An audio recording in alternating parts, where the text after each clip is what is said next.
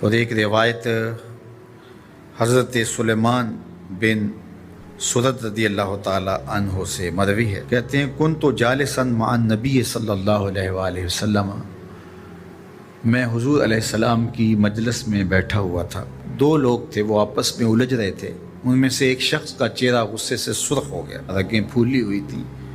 اور ایک دوسرے کے لیے سب و شتم کا ماحول پیدا ہو گیا تھا۔ اللہ کے رسول صلی اللہ علیہ وآلہ وسلم نے ارشاد فرمایا، میں ایسا کلمہ جانتا ہوں کہ اگر یہ کلمہ پڑھ لیں تو ان کا یہ غصہ زائل ہو جائے گا، ان کی جو کیفیت ختم ہو جائے گی، اور وہ کیا ہے؟ اعوذ باللہ من الشیطان الرجیم۔ یہ پڑھ لیں تو جو ان کے اندر ہے وہ چلا جائے گا۔ تو لوگوں نے اس شخص کو کہا جس کی رگیں پھولی ہوئی تھی اور غصے سے اس کا چہرہ سرخ ہوا جا رہا تھا کہ تعوذ پڑھو، اعوذ باللہ من الشیطان الرجیم پڑھو۔ اور یہ اللہ تعالیٰ نے قرآن مجید میں ارشاد فرمایا ہے کہ جب غصے سے انسان بے قابو ہو جائے تو اس کو چاہیے کہ وہ اپنے غصے سے باہر نکلنے کے لیے تعوذ پڑھے۔ ایک روایت میں ہے اللہ کے محبوب نے ارشاد فرمایا، تم میں سے اگر کوئی شخص غصے میں آئے تو وہ خاموش ہو جائے، تو خاموشی سے غصے کا لیول نیچے آنا شروع ہو جائے گا۔ اور ایک روایت میں ارشاد فرمایا، جب تم میں سے کوئی شخص غصے میں ہو تو وہ کھڑا ہوا ہو تو وہ بیٹھ جائے، اور اگر اس کا غصہ اس سے زائل ہو گیا تو ٹھیک، ورنہ لیٹ جائے۔ یعنی اگر وہ کھڑا ہو تو بیٹھ جائے، اور اگر بیٹھنے کے باوجود بھی غصہ ختم نہیں ہونے پا رہا تو لیٹ جائے، خاموش ہو جائے، تعوذ پڑھے اور بیٹھ جائے یا پھر لیٹ جائے۔ تو یہ چار صورتیں غصے کو کم کر دیتی ہیں۔ تو غصے کو نافذ کرنے کی بجائے کوشش کرنی چاہیے کہ غصہ جو ہے وہ فروغ ہو جائے، چونکہ غصے میں انسان ایسے امور کر لیتا ہے کہ بعد میں اس کو سخت پچھتاوا ہوتا ہے۔ تو ایک شخص نے حضور سے کہا کہ حضور مجھے کوئی وصیت کیجئے۔ حضور نے اسے ارشاد فرمایا کہ تو غصہ نہ کیا کر۔ اس نے پھر کہا مجھے وصیت کیجئے، تو آقا کریم نے پھر فرمایا غصہ نہ کیجئے۔ اس نے پھر کہا، یہ بات ایک بار نہیں، اس نے کئی بار حضور سے پوچھی۔ وہ کوئی اور وصیت طلب کرنا چاہ رہا تھا کہ یہ تو ٹھیک ہے، کچھ اور وصیت بھی کیجئے۔ اس سے ایک تو اس شخص کی ذاتی صورتحال ایسی ہوگی، اور دوسری یہ ہے کہ اس نصیحت کی اہمیت کے پیش نظر کہ غصہ جب انسان کو آتا ہے تو وہ مغلوب ہو جاتا ہے اور بہت غلط فیصلے کر بیٹھتا ہے، اس لیے بار بار ایک نصیحت پر تاکید کرنا اور اس کا تکرار کرنا اس امر کی طرف توجہ دلاتا ہے کہ ہمیں معاملات کے اندر بہت معتدل رہنے کی ضرورت ہوتی ہے۔ جو شخص غصے کو نافذ کرنے کی طاقت رکھتا ہے، ایک تو ہوتا ہے کہ بندہ غصے سے خود اپنے آپ کو بے چین کرے گا، لیکن اپنے غصے کو نافذ نہیں کر سکتا، غصہ نکال نہیں سکتا، خود پیچ و تاب کھائے گا۔ لیکن یہ وہ شخص ہے جو غصے کو نافذ کر سکتا تھا، اس کے پاس طاقت تھی، لیکن اس نے اس کے باوجود غصے کو ضبط کیا۔ حضور علیہ السلام نے ارشاد فرمایا، قیامت کے دن اللہ تعالیٰ لوگوں کے سامنے اسے بلائے گا، تو اللہ تعالیٰ اسے اختیار دے گا کہ جنت کی حوروں میں سے جس کے ساتھ تم نکاح کرنا چاہتے ہو، جس کے ساتھ تم رہنا چاہتے ہو، تمہیں اس کا اختیار دیا گیا ہے، اس لیے کہ تم نے اپنے غصے کو ضبط کیا،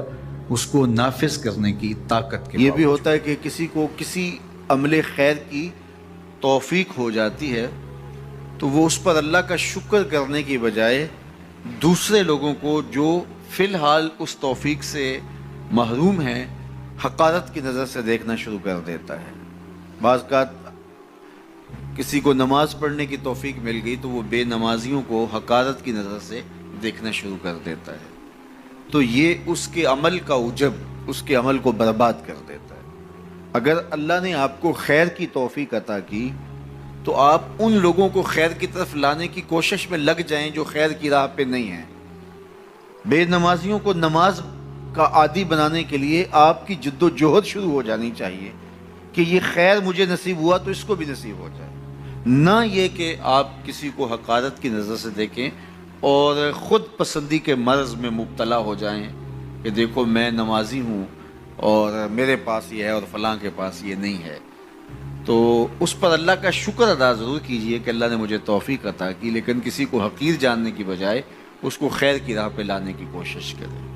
تو یہ آپ کے صالح اعمال کی قبولیت کا ذریعہ بن جائے گا، نہیں تو اگر ریا شامل ہو گئی تو عمل برباد، اگر تکبر آ گیا تو اللہ کو تو پسند ہی نہیں ہے، اگر عجب پیدا ہو گیا تو عمل کا نتیجہ آپ کو نصیب بھی نہیں ہو سکے گا۔ اس لیے عمل خالص ہو، صرف رضائے الہی کے لیے ہو، وہ عمل مرد نے کیا ہے یا عورت نے کیا ہے اس سے غرض نہیں ہے، شرط ہے کہ ایمان کے ساتھ اس نے صالح اعمال کا ذخیرہ جمع کیا ہے، تو اس کو اللہ تعالیٰ جل شانہ ستھری، پاکیزہ، مطمئن اور خوبصورت زندگی عطا کرتا۔ اب وہ خوبصورت زندگی حیات طیبہ کیا ہے؟ تو سنیے، حضرت سعید بن جبیر رضی اللہ تعالیٰ عنہ فرماتے ہیں کہ حیات طیبہ سے مراد الرزق الحلال ہے۔ اللہ جل شانہ جس کو پاکیزہ اور ستھری زندگی عطا کرتا ہے اس کو رزق حلال عطا کر دیتا ہے۔ حلال رزق کا نصیب ہو جانا ایک خوبصورت زندگی کا نصیب ہو جانا ہے، کیونکہ حلال میں طمانیت رکھی گئی ہے۔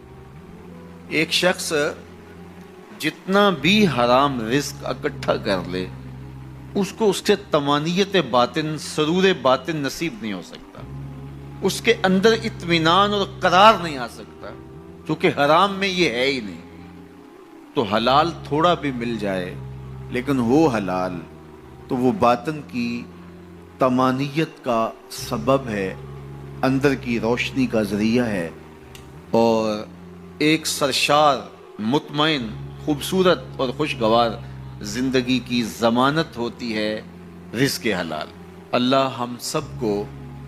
اپنی جناب سے رزق حلال ہی نصیب کرے، اور اگر ہم سچے دل سے یہ عہد کر لیتے ہیں کہ اللہ ساری زندگی تو ہمیں رزق حلال ہی دینا، اور ہم بھی ساری زندگی حرام کے ایک لقمے سے بھی اپنے آپ کو محفوظ کریں گے، اللہ آپ کے لیے حلال کے راستے کشادہ کر دے گا۔